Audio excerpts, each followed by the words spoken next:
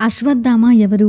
మహాభారతంలోని అనేక సంఘటనలు శ్రీకృష్ణుడికి సంబంధించినవి. కానీ శివునికి సంబంధించిన ఒక సంఘటన కూడా ఉంది. ఆ సంఘటనలో శివుడు పాండవులకు ఎందుకు శాపం పెట్టారు, ఆ శాపం ఏంటి, మహాదేవుడు ఆ శాపాన్ని ఎందుకు ఇచ్చాడు, మరియు పాండవులు కలియుగంలో తమ పుట్టుక గురించి ఎలా తెలుసుకుంటారు అనే ఇంట్రెస్టింగ్ విషయాలు ఇప్పుడు ఈ వీడియోలో మనం వివరంగా తెలుసుకుందాం. సో వీడియోని కంప్లీట్ గా చూసి ఇలాంటి మరికొన్ని ఇంట్రెస్టింగ్ విషయాలు, కథల కోసం ఛానల్ ని ఇప్పుడే సబ్స్క్రైబ్ చేసుకోండి. అలాగే ఒక లైక్ చేయండి. ఇక కథలోకి వెళితే, రాక్షసులు మరియు దేవతలు సముద్ర మదనం సమయంలో పరమశివుడు హాలహాలం అనే భయంకరమైన విషాన్ని తాగుతున్నప్పుడు ఆ విషం నుండి ఒక భయంకరమైన విషపురుషుడు ఉద్భవిస్తాడు. అలా వచ్చిన విషపురుషుడితో శివుడు ఇలా చెప్తాడు: నీవు ద్వాపర యుగంలో అశ్వత్థామగా జన్మిస్తావు మరియు మహాభారత యుద్ధంలో అనేక మంది క్షత్రియులను సంహరిస్తావు అని శివుడు ఆ ఉద్భవించిన పురుషుడితో చెప్తారు.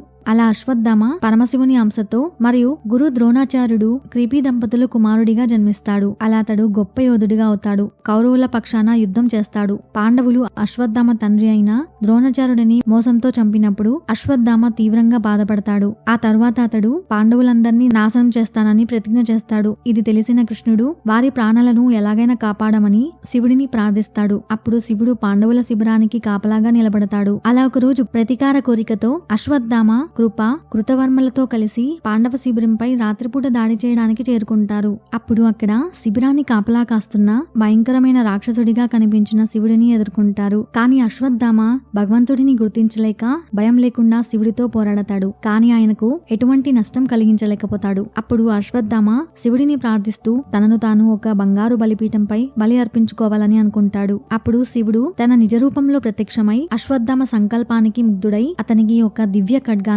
అందించి అలాగే అశ్వత్థామ శరీరంలోకి ప్రవేశించి అతన్ని ఆపలేని విధంగా చేస్తాడు. కానీ కృష్ణుడు అప్పటికే పాండవులను అక్కడి శిబిరంలో నుండి తరలిస్తాడు. కానీ అక్కడ ఉన్న పాండవుల కుమారులను మరియు వారి యోధులను నిద్రిస్తున్నప్పుడే చంపేస్తాడు అశ్వత్థామ.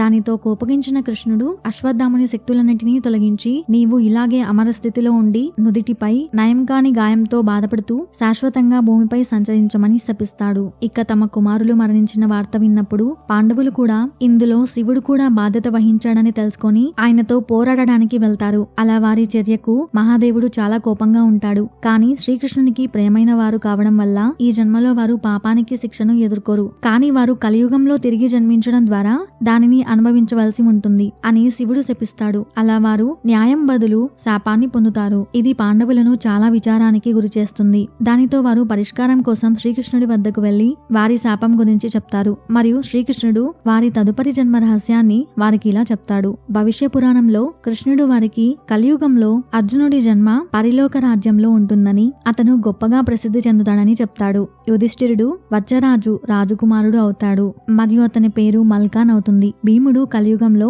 వీరన్గా జన్మించి వానర రాజ్యానికి రాజు అవుతాడు. నకులుడు కనౌజ్ లోని రత్నబాను రాజు ఇంట్లో జన్మిస్తాడు మరియు అతను లక్షణగా పిలువబడతాడు. ఇక సహదేవుడి గురించి శ్రీకృష్ణుడు భీమ్సేన్ రాజు ఇంట్లో దేవసింగా జన్మిస్తాడని చెప్తాడు. అలాగే పాండవుల సైన్యాధిపతి అయిన దృష్టద్యుమ్నుడి జన్మ గురించి కూడా కృష్ణుడు ఇలా చెప్తాడు. వారు అజ్మీర్ లో పృథ్వీరాజుగా జన్మిస్తారని మరియు ద్రౌపది అతని కుమార్తెగా వేల అనే పేరుతో జన్మిస్తుందని ఆయన వారికి స్పష్టంగా వివరిస్తారు. ఇలాంటి మరిన్ని కథల కోసం ఛానల్ని ఇప్పుడే సబ్స్క్రైబ్ చేసి పక్కనే ఉన్న బెల్ ఐకాన్ని యాక్టివేట్ చేసుకోండి. అలాగే ఒక లైక్ చేయండి friends. Thank you for watching.